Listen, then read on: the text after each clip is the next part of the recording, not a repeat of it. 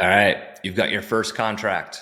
Now, what do you do? How do you find a buyer? What are you going to do with that property? So, we've already gone through the exit strategy spreadsheet, and it turns out that you feel like your best strategy on doing this would be to wholesale it. So, you need to find a buyer.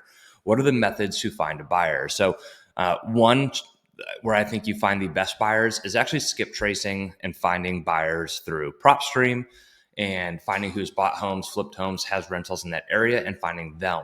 You could also post it on Facebook in a Facebook group. When doing that, be very, very careful.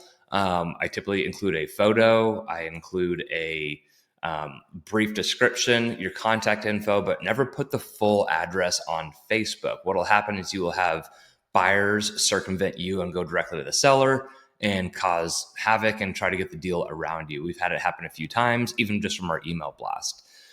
So skip tracing buyers, posting on Facebook, and third is just also having a good email list of buyers. I've said this before, and like I have an email list of I think there's probably like 80,000 emails on there now for just DFW alone. I would rather have an email list of 500 really, really, really good buyers than a list of 80,000 buyers. So 80,000 buyers is basically any email out there that's ever bought a property for cash in DFW, and it's constantly growing. And we're building that uh, email list. I would rather have a list of 500 people who are actively buying and really good buyers. So you do that by reaching out and talking to people, networking, and finding those people.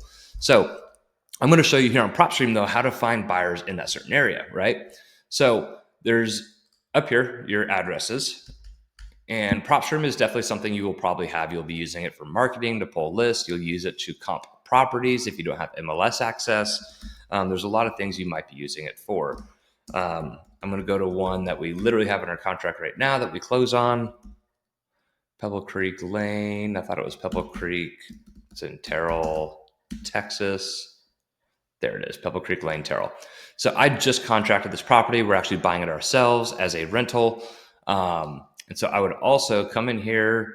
I'm going to just draw an area. This is a newer development over here. I'm just going to draw it up here, actually. Whoops. So I'm just going to draw around that area for now, finding buyers in that area. Search there. Cash buyers. There's 88 of them.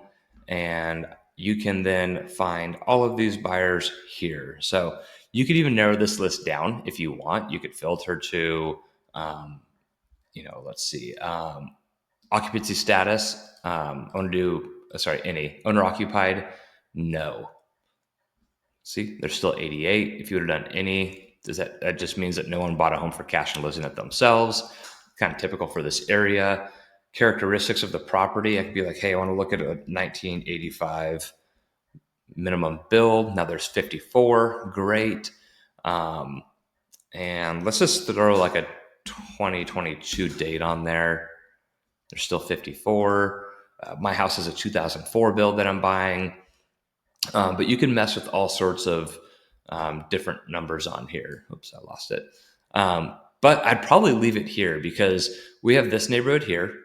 My house is right over here, and we have all of these buyers. This is our exact neighborhood, and these are cash buyers.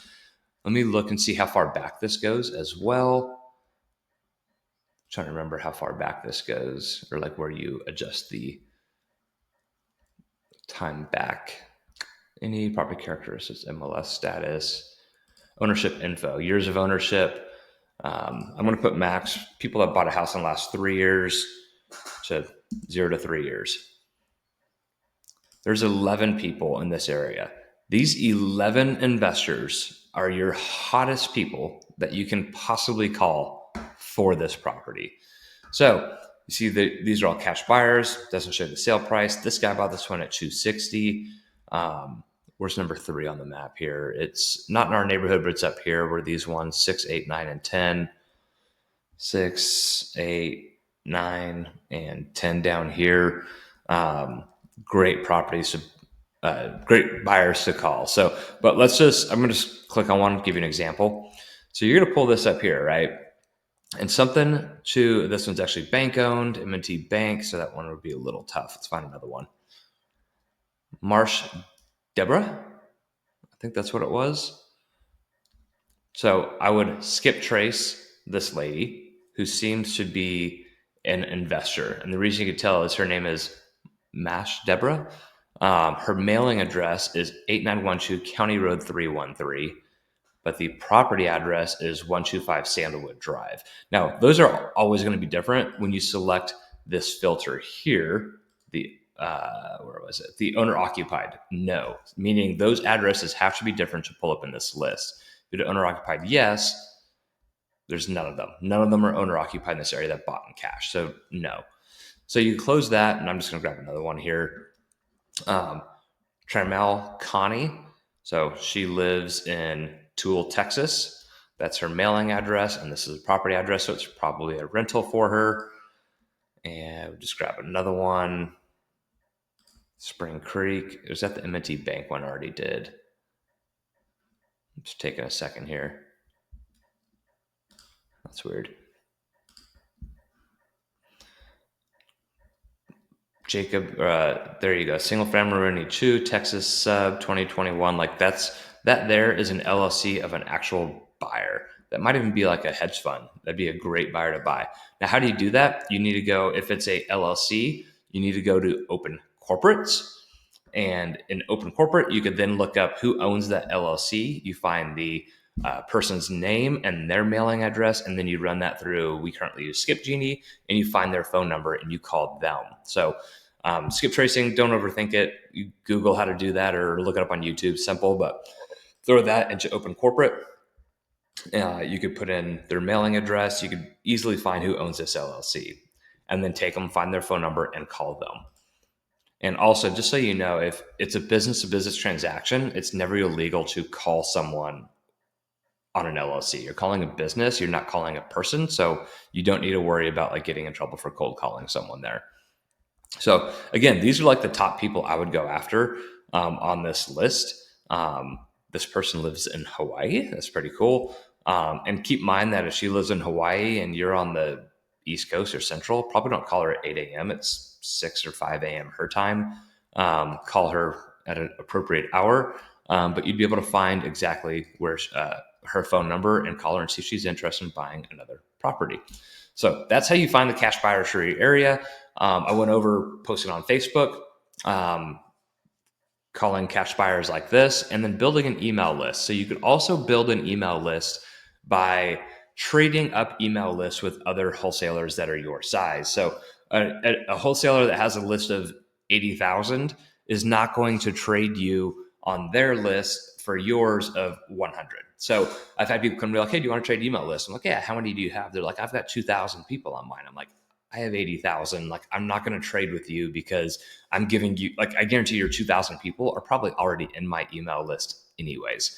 So find people that are the same size as you start, and I'd be like, hey man, like I got an email list of 1,000. Do you have an email list of 1,000? Do you want to like trade lists here and just, grow our list together? 9 times out of 10, they're going to say yes. And just trade lists with them. So I usually hop on a Zoom to make sure they're giving me the full list. I show them my full list and we email at the same time to each other, and it's kosher and it works well. And that's how I've built it all the way up to 80,000. So before that I had, starting out, I had 200 people on there, and then I added a couple hundred more, and then I traded and I was at 800, and then I was at 16, then I was at 32. And then the last time I traded a list, I was at like 20,000, and another guy who had 70,000 traded me list because he knows how hard it is to find lists with 70,000 people. So he was fine doing the 20,000, and he added still 3,000 buyers to his list, and very, very good buyers on there too. So works well, trade lists with people. But I will tell you that just sending out an email does not sell a deal very easily. You need to get on the phone. You need to talk to buyers, set up showings, get them to the properties. So you got to put in the work to sell a property, just like you put in the work to buy a property.